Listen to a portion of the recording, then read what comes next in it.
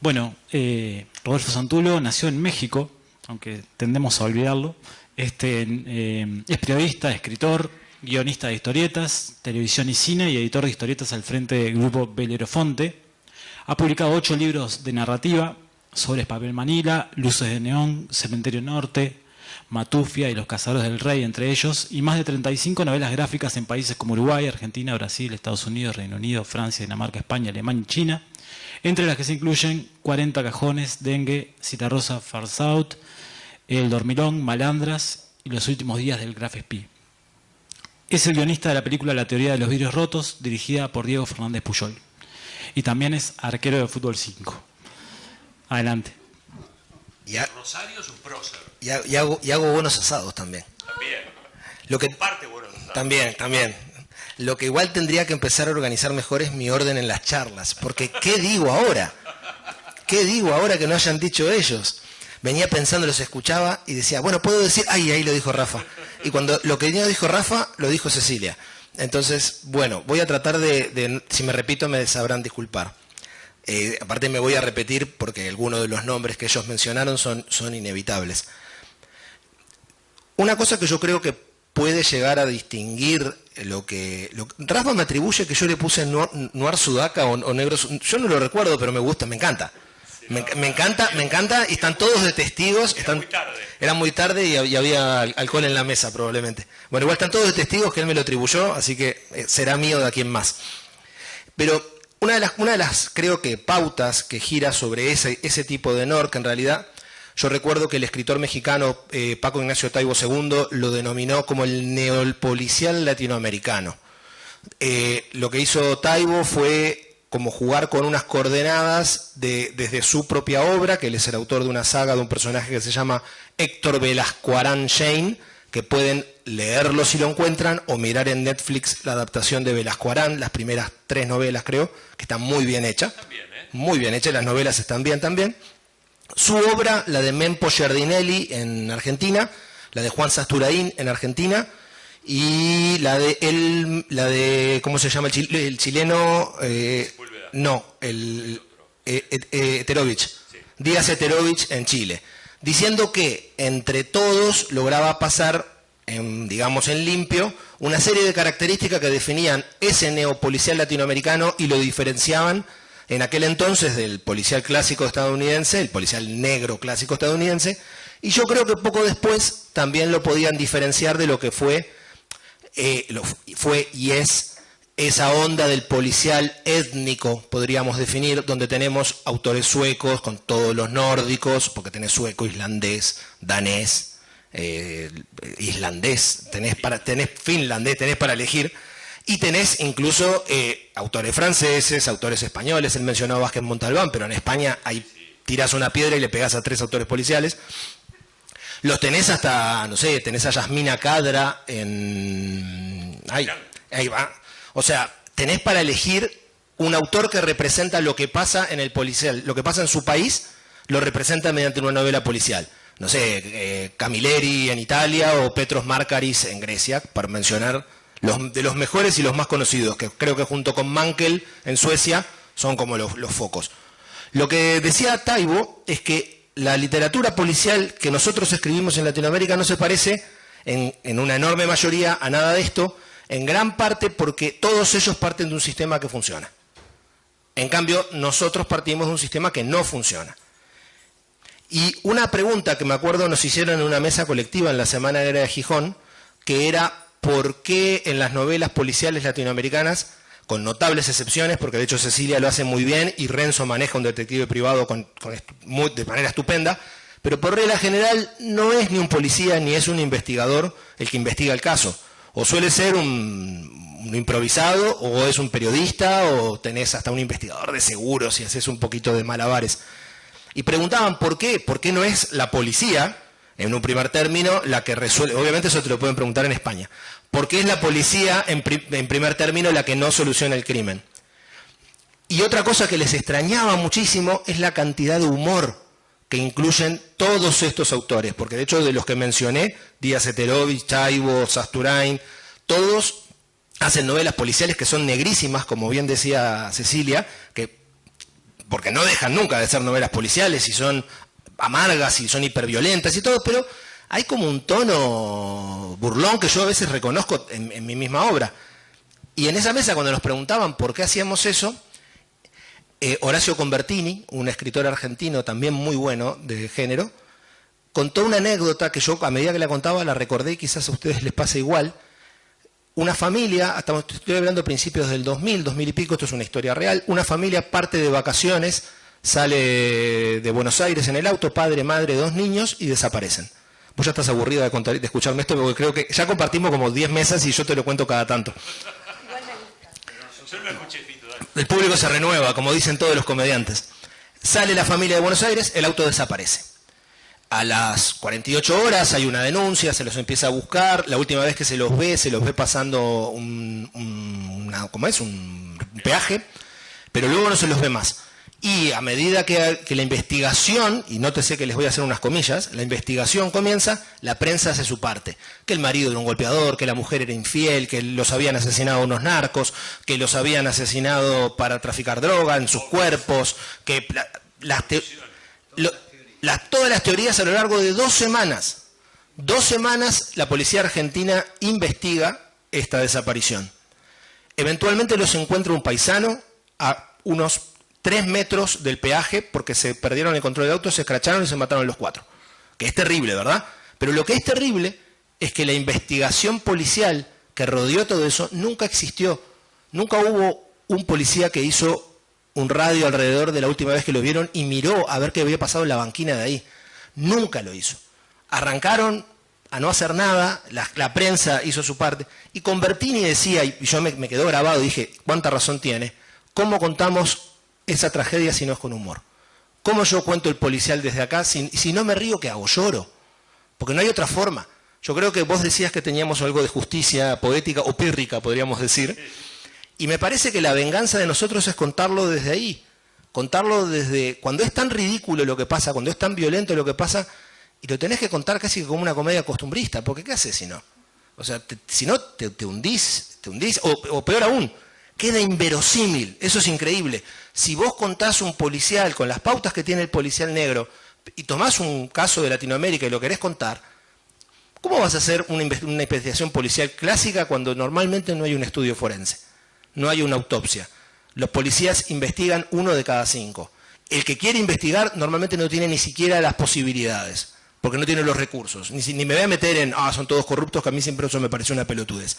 Pero el que tiene ganas de trabajar y tiene impedimentos a lo largo de todo el camino. ¿Cómo contás una novela policial? ¿Cómo tenés a un Wallander? El Wallander preocupado que el estado de bienestar sueco ya no es el que era, che, qué loco, ya no tenemos para, no sé, se nos llenó de inmigrantes, qué cosa loca. Y vos decís, bueno, pero esa es la realidad de ellos y por eso nuestro policial tiene que contar otras cosas. Tiene que partir desde otro lado. Si me preguntan a mí, yo creo que si bien la escuela clásica, Hammett, Chandler, MacDonald y de ahí en adelante está presente en todos nosotros, porque somos todos consumidores de esos autores, a mí me gustaría creer de que lo que más ha permeado, si es que lo hemos leído lo suficiente, son ciertos autores de la periferia de los gringos en esa época. Al contemporáneo a Hammett hay un escritor buenísimo llamado William Riley Burnett, que inventó algo llamado la Croc Story, que literalmente quiere decir historias de criminales. Burnett vio que Hammett era un exitazo y dijo, si me pongo a hacer esto, soy uno más. Y lo que dijo Burnett fue, yo voy a girar la tablita. Yo no voy a contar la investigación del crimen, voy a contar la realización del crimen. Y de su pluma salió, quizás conozcan sus versiones cinematográficas, por ejemplo, La jungla de asfalto, gran película, o Alta Sierra con Humphrey Bogart, todas películas justamente que fueron muy populares en esa época porque el género de gángsters en esa época, en la década del 30-40, consumía todas estas obras.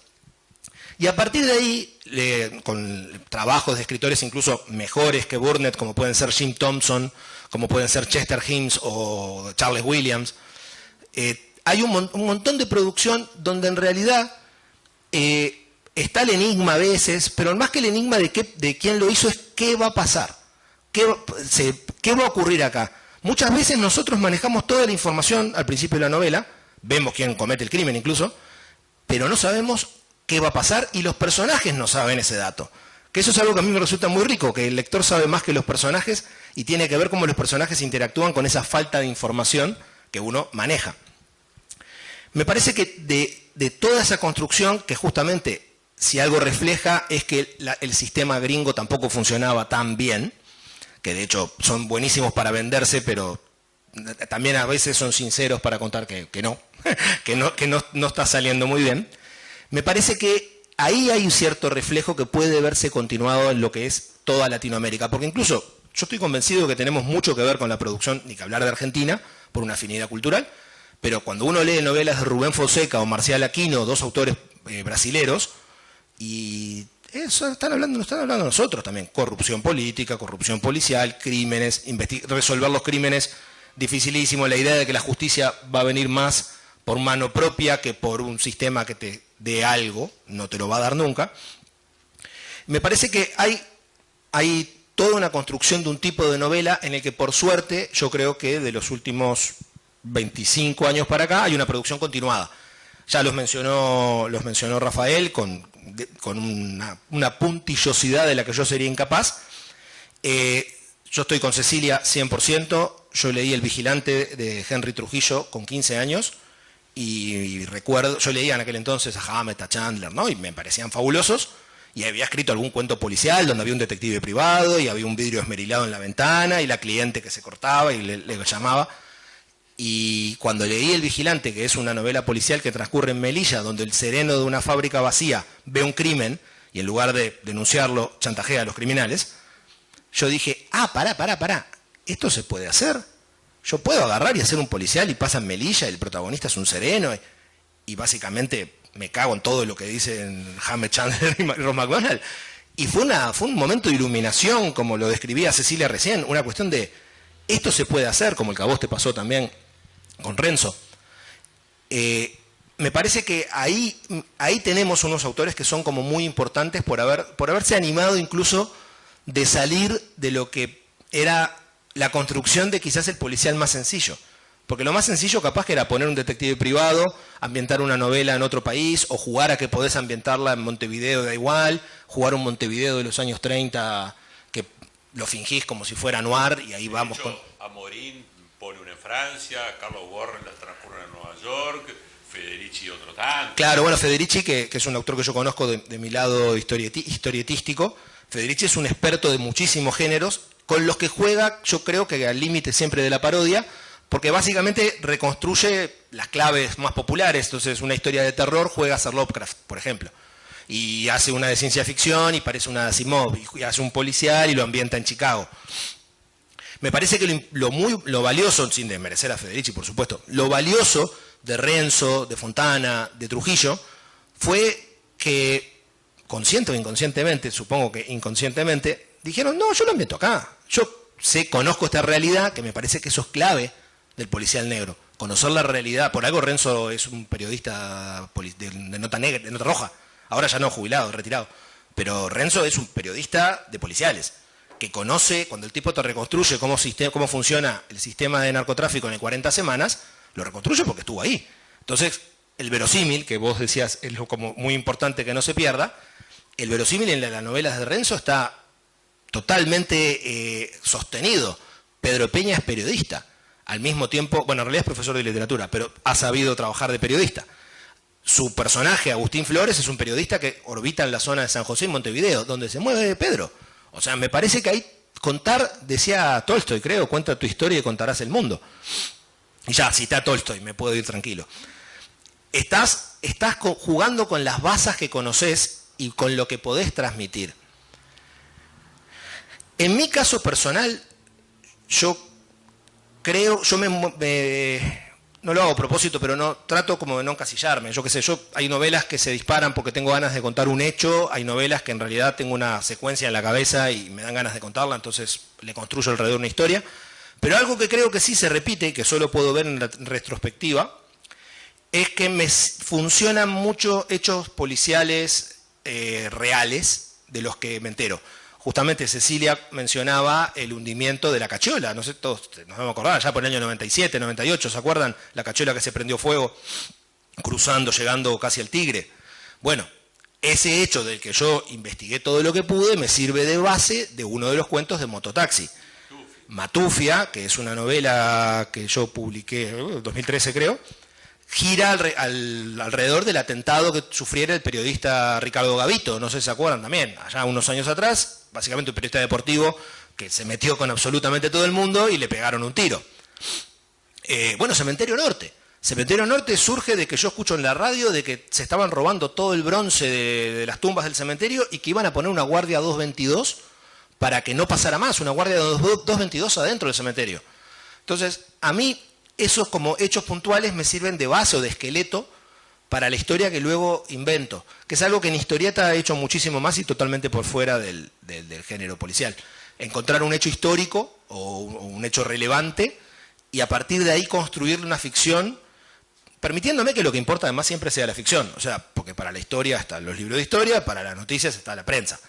Pero sí me parece que, una vez más, te ayuda muchísimo a sostener un verosímil, que a mí me parece parte fundamental de escribir novela negra, por una cuestión de que vos lo que querés hacer, así no lo pienses demasiado, es hacer un estado de situación. Creo que vos lo dijiste más o menos con esas palabras.